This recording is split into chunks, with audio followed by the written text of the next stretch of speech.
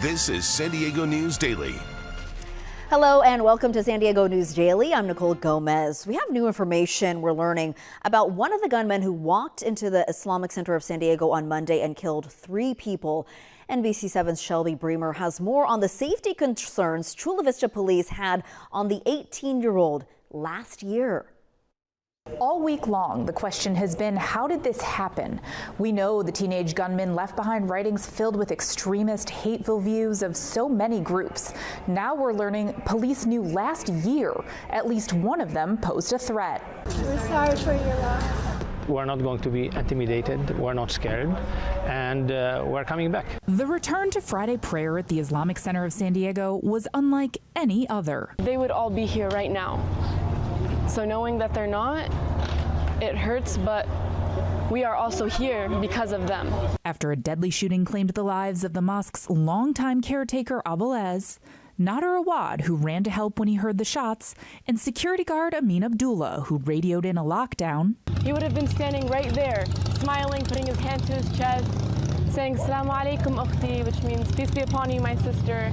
The community is feeling every emotion. Very sad. Seeing the picture, the flowers, everything. It's very sad. Anger. The imam says that comes from one question on everyone's mind. They want to understand really what happened and why.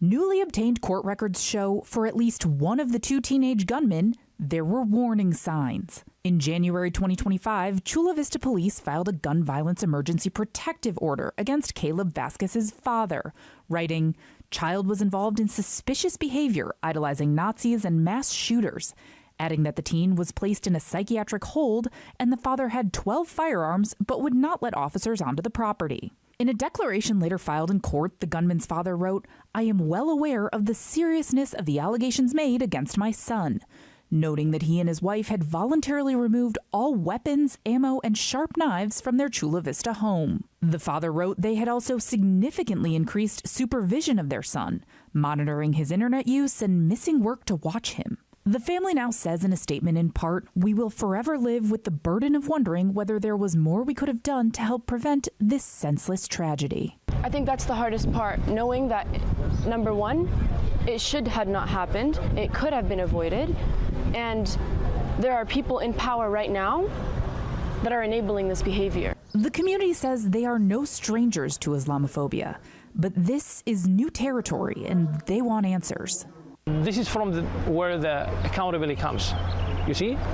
We just want to go deep into the bottom of this case, and we want to understand. The gunman's father said he had no intention of bringing the firearms back into the home until he, his wife, and his son's therapist believed it was safe to do so.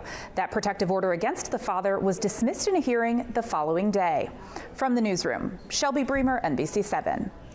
Well, faith leaders, city leaders, and community members took to the streets in Barrio Logan to call attention to the Trump administration's immigration policies. Our Lady of Guadalupe Pope Francis Center organized a vigil highlighting some of the 16,000 people detained or deported from San Diego.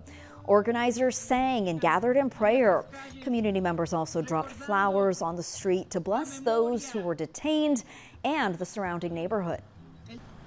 Bless this street and bless these flowers, which we will leave behind as a sign that we bear witness to the detentions that are happening unjustly on this street. State Assemblymember David Alvarez also attended yesterday's rally. He recognized the parish for the effort to support undocumented migrants. Parish leaders say families can visit the Pope Francis Center for legal services, emotional support, and other immigration resources. All right, Election Day about a week and a half away, but you can vote in person starting today. Some local voting centers will be open 8 to 5.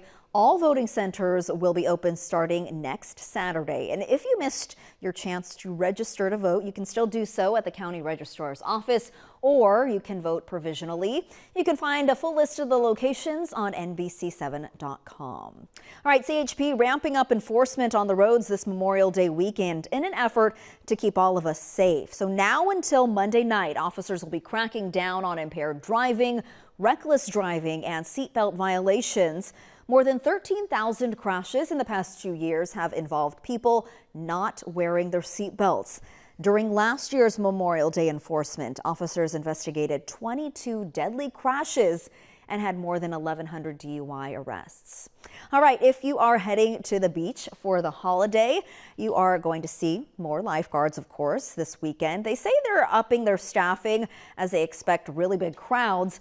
Lifeguards want to keep you safe, and that is top of mind. So they say it's really important to have a meeting spot for you and your family in case you get separated. Make sure you check the forecast and ask a lifeguard about current waves and rip currents. Also, be careful about stingrays. And speaking of, NBC7's meteorologist Brooke Martell will have a look at your weather right after this. You count on breaking news. People running in the streets, they have their kids, they have their pets. And help preparing for the unexpected. Small fire right now, we'll keep an eye on it. You count on stories from your community. You count on getting different points of view. We're still human. And your voice being heard. We need help. You count on in-depth reporting. It's a mess, and it's making people sick. Because you know the whole story is more than just the headline. This is coverage you count on, only on NBC7 and Telemundo 20. Happy Saturday. Here's a look at your local weather headlines this morning. We have cloudy skies from the coast to the western valleys. It's that May gray, and it's staying put throughout most of the morning, especially if you're heading to the beach. But by this afternoon, better chances for sunshine by that point. Temperatures will also be trending near seasonal norms. So think 60s near the coast, some 70s over the valleys. I'll show you more details on that in just a moment. But by tomorrow, that marine layer will be back along the coast over those inland valleys as well. Temperatures are going to stay pretty consistent, though. Here's a look at the coastal forecast for La Jolla. You can see, again, better chances for clearing as we get into the afternoon, right around noon, 1 o'clock, 2 o'clock. Temperatures right around the upper 60s. Surf forecast looks like this. Look at your water temperature, also from the upper 60s. That's a little bit warmer than average for this area of the coastline. Wave heights will be right around 2 to 4 feet. High tide will peak around 6:30 this evening. We have that moderate rip current risk. It's not at that strong level, but still, these rip currents could still be enough to pull swimmers and surfers away from the coastline. And what happens when you do get stuck in a rip current? This is what you should do. Don't fight the current. You want to swim parallel to the shore to get out of it. And if you can't get out of it, try to stay calm, float, tread water, and of course, call for help if you need to. That's why it's so important to swim and surf near lifeguard towers, especially when we have so many people heading to the beach for something like Memorial Day weekend.